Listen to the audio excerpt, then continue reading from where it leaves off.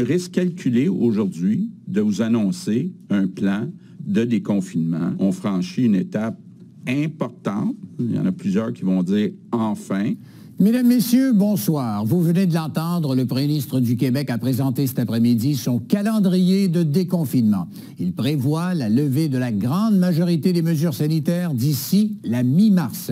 Je rejoins mes collègues Louis-Charles Poulin et Étienne Malouin pour en parler. Étienne, on vous revient avec plusieurs réactions régionales dans un instant. Mais d'abord, Louis-Charles, dès samedi, ce sera la fin des restrictions pour les rassemblements privés. Exactement, Pierre. Et je vous propose qu'on regarde ensemble les 5 dates à retenir de ce calendrier. D'abord, le 12 février. Vous l'avez mentionné, il n'y aura plus de limite légale pour le nombre de personnes dans les rassemblements privés. La santé publique recommande toutefois un maximum de 10 personnes et de 3 bulles. C'est une recommandation. Il y a aussi les restaurants qui pourront accueillir ce même nombre de clients par table dès samedi, donc juste à temps pour le match du Super Bowl, diront certains. Ensuite, allons voir le 14 février. Québec va autoriser de nouveau les matchs sportifs en même temps que les gyms et les spas pourront rouvrir à 50 de capacité. Maintenant, le 21 février, tous les commerces pourront fonctionner à 100 de leur capacité et les salles intérieures pourront accueillir davantage de spectateurs. Maintenant, dès le 28 février, ce sera la fin du télétravail obligatoire et les bars et les casinos pourront rouvrir. Les salles de spectacle seront à 100 de capacité, sauf le Centre Bell et le Centre Vidéotron qui devront attendre au 14 mars. Et justement, on y arrive au 14 mars où les restaurants, les bars et les casinos pourront ouvrir à 100 de capacité et les clients pourront même danser et chanter du karaoké. Donc, ça veut dire que le 14 mars, l'essentiel des mesures sanitaires va être levé. Donc, on va revenir à une vie plus normale. Évidemment, on le dit de plus en plus, il va falloir apprendre à vivre avec le virus. Ça veut dire quoi? Ça veut dire qu'il va falloir soi-même, chaque personne, évaluer ses risques. En terminant, Pierre, à noter que la santé publique ne prévoit pas la fin du masque et du passeport vaccinal pour le moment. Merci beaucoup, Louis-Charles. Et on passe à Étienne. Étienne, on imagine que cette annonce du premier ministre a suscité de nombreuses réactions dans la région.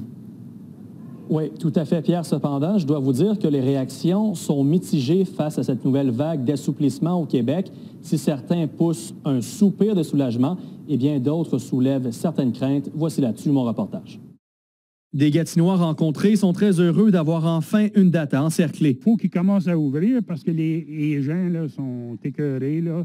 Les camions et tout ça, c'est bien beau. Donc c'est bon là, qui nous donne un peu de liberté. Là.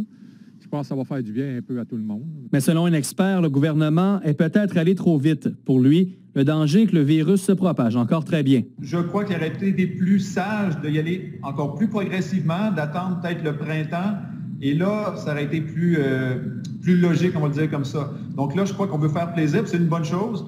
Mais dans les circonstances, là, moi, je suis encore un petit peu inquiet parce qu'on a encore plusieurs semaines de temps froid à l'intérieur. C'est pourquoi que l'opposition craint que le gouvernement doit encore une fois revenir sur sa position. Parce que le premier ministre pourrait nous reconfiner à n'importe quel moment. Donc, il a beau avoir un calendrier, à moins qu'il change son approche, à moins qu'il prenne des actions concrètes, il pourrait très bien se produire exactement la même chose, c'est-à-dire un reconfinement imprévu à la dernière minute. Mais il est clair que les gens d'affaires se réjouissent de cette nouvelle. C'est notamment le cas du milieu sportif. Ce n'est que des bonnes nouvelles. Évidemment, il n'y a pas de plan encore parce qu'on l'a appris comme vous aujourd'hui, là, ces nouvelles mesures-là. On va avoir une rencontre avec la Ligue pour savoir un peu sur quel pied danser. La Chambre de commerce, de son côté, espère maintenant que le gouvernement travaillera à une relance de l'économie. Il y a énormément de projets sur la table actuellement pour la région de Gatineau. Il faut laisser la pandémie de côté et vraiment commencer à parler des questions de développement économique, de développement social dans la région. Reste à voir si le virus ne va pas encore une fois s'attaquer à l'enthousiasme collectif. Étienne Malouin, RNC Nouvelles, Gatineau.